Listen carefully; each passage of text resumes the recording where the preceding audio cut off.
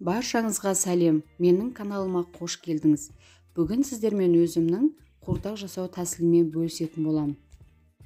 Бізде 3 кг сиыр еті, яғни жүрегі, бауыры, бүйрегі аралас, және 100 г сиырдың іш майы, 1 кг картоп және 4 дана пияз.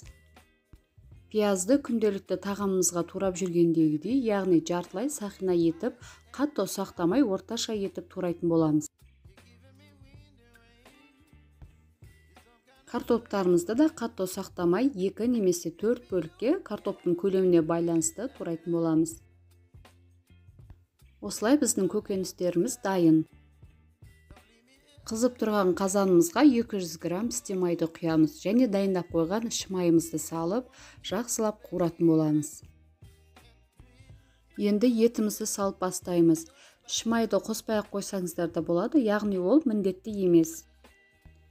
Етімізді толық салып және араластырмай қоя тұратын боламыз, себебі еттің өзінің сөлі шығады. Және қатты отта осылай бетін жауып қоятын боламыз, асты жабыспайды.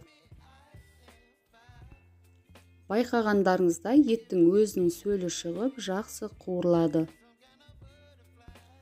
Енді етімізді жақсылап араластырып, орташа отта бетін жауып, жарты сағатқа қойып қоятын боламыз. Жарты сағат тұрған ет астындағы сөлі тартылып, жақсы қуырылған. Жалпы қуырдақтың түрлері өте көп, және әр өңірде қуырдақты әртүрлі дайындайды.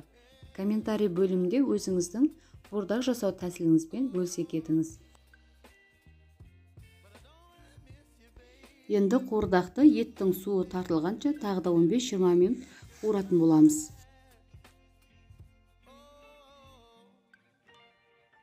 Татымына қарай тұз қосамыз және қалауларыңыз бойынша қара бұрыш пен лавр жапырағын қоссаңыздар да болады.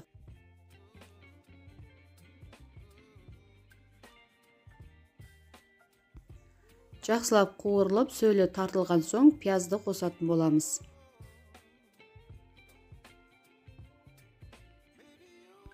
Пиязды 2-3 минуттай қуырып алатын боламыз. Содан соң бетін жауып, жарты сағат немесе 40 минутқа баяу отта пісіретін боламыз. Қуырдақты арасында араластырып, яғни асты мен үстін ауыстырып тұрсаңыздар, қуырдақтың еті біркелкі пісетін болады.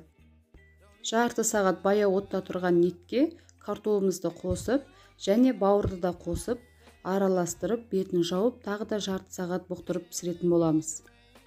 Және тұзы кем болатын болса, тұзын тағы да қосымша себетін боламыз. Біздің қуырдағымыз 2 сағатта өте жұмсақ болып пісіп шықты. Видеоны соңына дейін қарағандарыңызға рахмет, және каналыма тіркеліп кетуді ұмытпаңыз. Сіздерге ас болсын.